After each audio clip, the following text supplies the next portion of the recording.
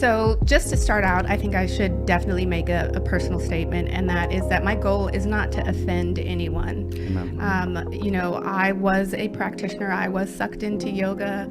I was devoted to the practice. I didn't understand that there was a spiritual component to it.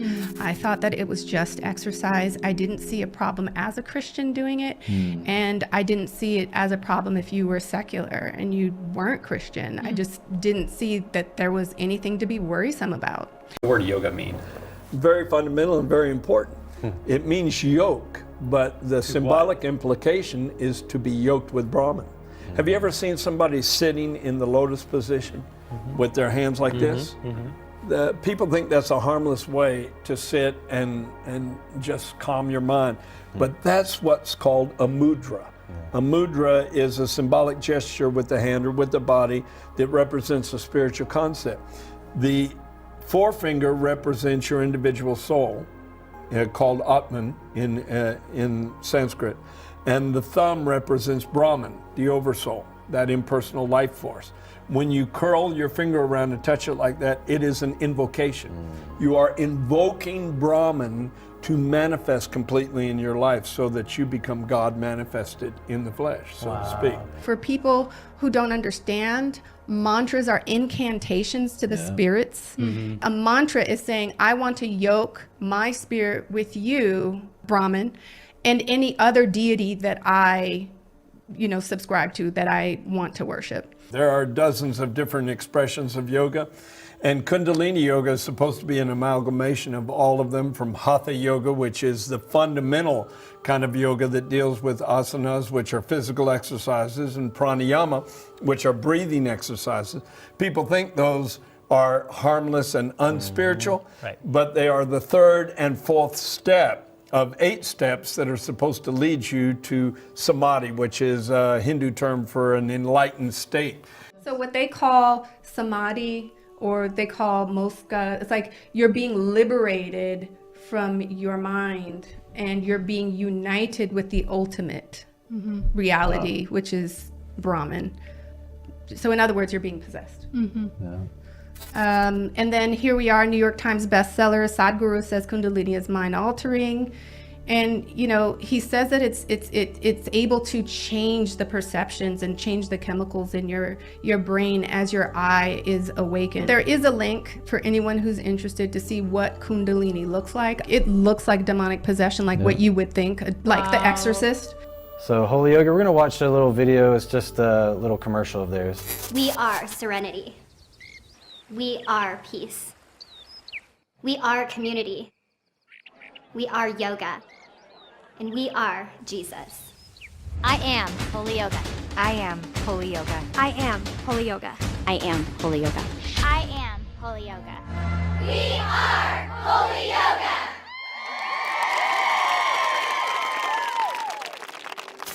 I really hope this doesn't offend anyone, but this is just how I see it, how it's kind of like contradicting. When I see Holy Yoga and knowing the meaning of yoga and what it means in a religious sense, that's like saying holy voodoo.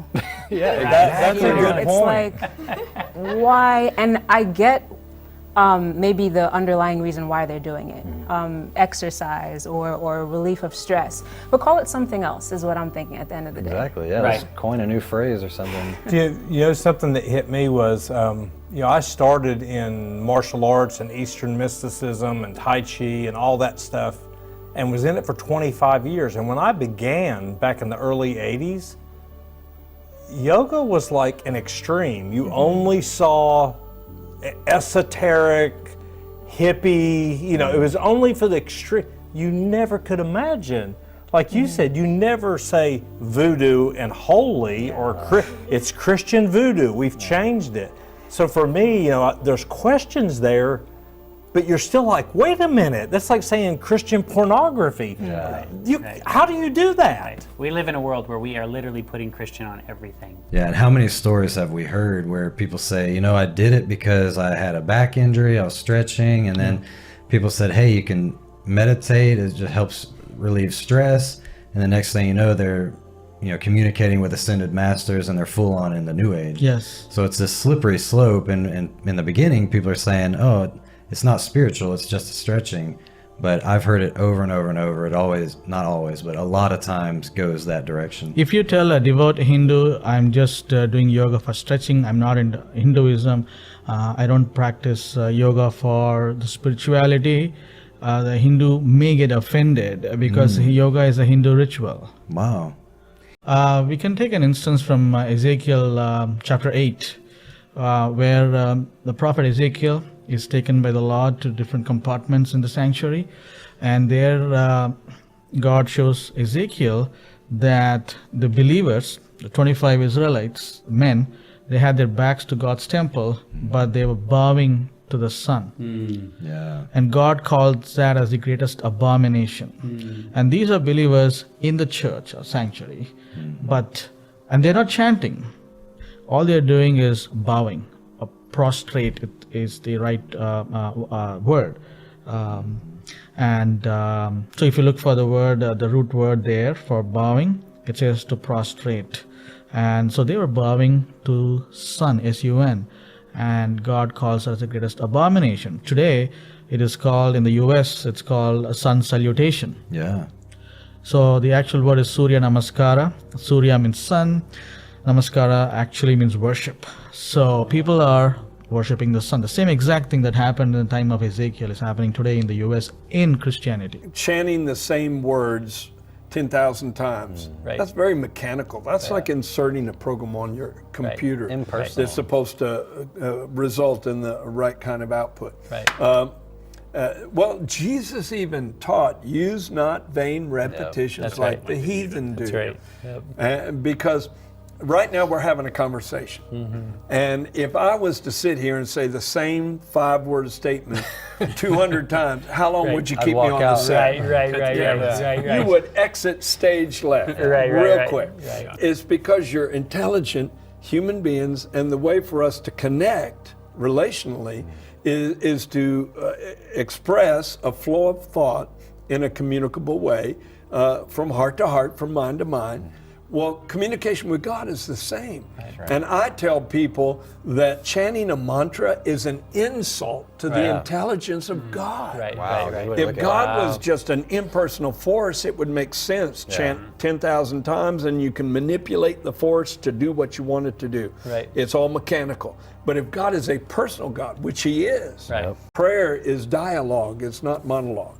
I don't see how one doctrine can have all of these different things unless you're trying to catch, you're casting a broad net and you're trying to catch everybody.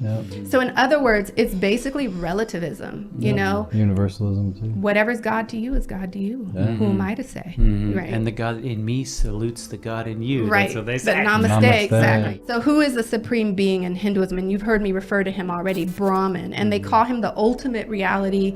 They say that he's the cosmos, the universe. But he also comes with other deities, but the top 3 deities are the ones that you hear about the most because it's a way to convert Christians. And so they talk about, let's see, there's the top 3 are Brahma, the sustainer Vishnu, creator Brahman, the sustainer Vishnu, and the destroyer Shiva. When I was more involved in yoga, they talked about Jesus too. And they're like, yeah, he's, like there's ways to see him, right? Like he's a great spiritual teacher.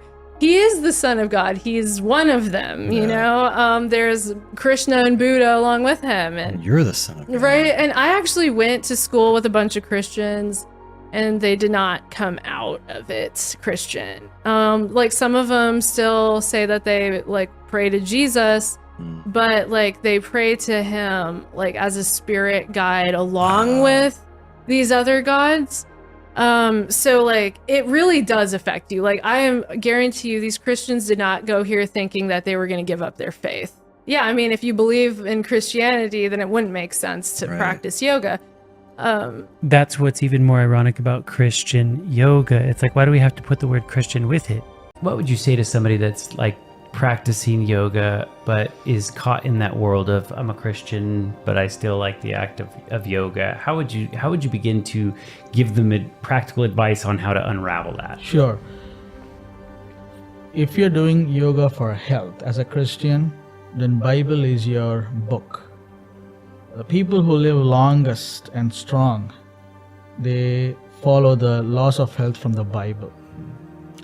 We don't have a community of yogis living 100 years anywhere in this world. It has never been in the past, to my knowledge. Whereas you have a community of people in Loma Linda, California, who live 100 years, and they don't practice yoga. They practice what the Bible teaches for health.